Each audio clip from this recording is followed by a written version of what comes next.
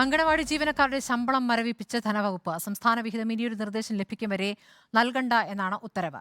ജില്ലാ sub treasury ഓഫീസർമാർക്ക് treasury director നിർദ്ദേശം നൽകി.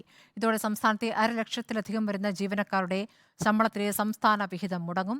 ഉത്തരവിനെതിരെ പ്രതിഷേധവുമായി CITU രംഗത്തെത്തി. അർജുൻ കല്യാട വിവരങ്ങൾ നൽകും.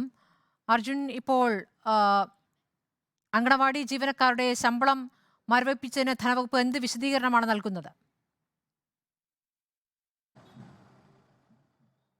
സ്മൃതി, സർക്കാരിൻ്റെ ഭാഗത്ത് നിന്ന് ഈ ഉത്തരവുമായി ബന്ധപ്പെട്ടുകൊണ്ട് ഏതെങ്കിലും തരത്തിലുള്ള വിശദീകരണം ഇതുവരെയും ലഭിച്ചിട്ടില്ല. എന്തായാലും കേരളത്തിലെ 66,000 അധികം വരുന്ന അംഗനവാടി ജീവനക്കാർ, അതിനു പുറമെ ഈ പറയുന്ന ഇവരുടെ സൂപ്പർവൈസർമാർ ഉൾപ്പെടെയുള്ള ജീവനക്കാരുടെ ശമ്പളമാണ് ഇപ്പോൾ മുടങ്ങാൻ വേണ്ടി പോകുന്നത്. ഏകദേശം 12,000 മുതൽ 15,000 രൂപ വരെ മാത്രമാണ് ഇവർക്ക് ഒരു മാസം കേന്ദ്ര വിഹിതമായും സംസ്ഥാന വിഹിതമായും തദ്ദേശ വിഹിതമായും 3 വിഹിതങ്ങൾ ചേർന്ന് ലഭിക്കുന്ന തുക. അതിൽ തന്നെ 5,300 മുതൽ 6,000, 7,000 രൂപ വരെ സംസ്ഥാന വിഹിതമാണ്.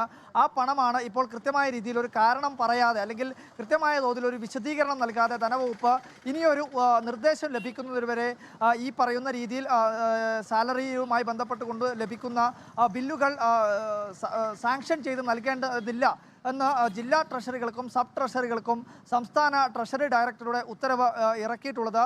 ഇതോടുകൂടി തന്നെ സംസ്ഥാനത്തെ അംഗനവാടി ജീവനക്കാരുടെ എല്ലാം ശമ്പളം ഏകദേശം പകുതിയായി ചുരുങ്ങും എന്നുള്ള കാര്യമാണ് ലഭിക്കുന്നത്. ഏതെങ്കിലും ഒരു മാസത്തേക്കോ അല്ലെങ്കിൽ നിശ്ചിതമായിട്ടുള്ള കാലയളവോ പറയാതെ ഇനിയൊരു നിർദ്ദേശം ലഭിക്കുന്നത് വരെ, അതായത് അനിശ്ചിത കാലത്തേക്ക് ഈ ഉത്തരവിലൂടെ ഈ ശമ്പളം മുടങ്ങുന്ന ഒരു അവസ്ഥയിലേക്കാണ് കാര്യങ്ങൾ എത്തിയിരിക്കുന്നത്.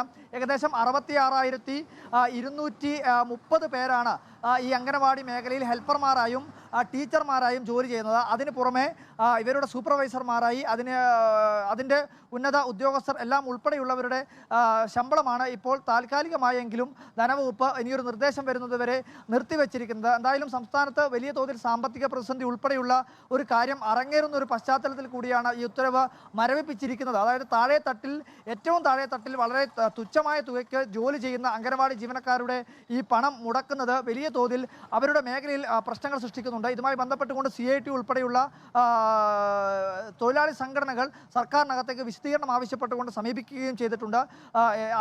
അവരുടെ ഭാഗത്തു നിന്നും കൃത്യമായ തോതിൽ ഒരു വിശദീകരണം ഇതുവരെ ലഭിച്ചിട്ടില്ല എന്നുള്ളതും CITUയുടെ അംഗനവാടി അംഗനവാടി ജീവനക്കാരുടെ ശമ്പളം വർദ്ധിപ്പിക്കുന്ന തീരുമാനവും ഈ സാമ്പത്തിക പ്രതിസന്ധിക്കിടയിലായിരുന്നു. ഇപ്പോഴാണ് ഈ ശമ്പളം മരവിപ്പിച്ചു എന്നുള്ള തീരുമാനം വന്നിരിക്കുന്നത്, ധനവകുപ്പിന്റെ തീരുമാനം വന്നിരിക്കുന്നത്.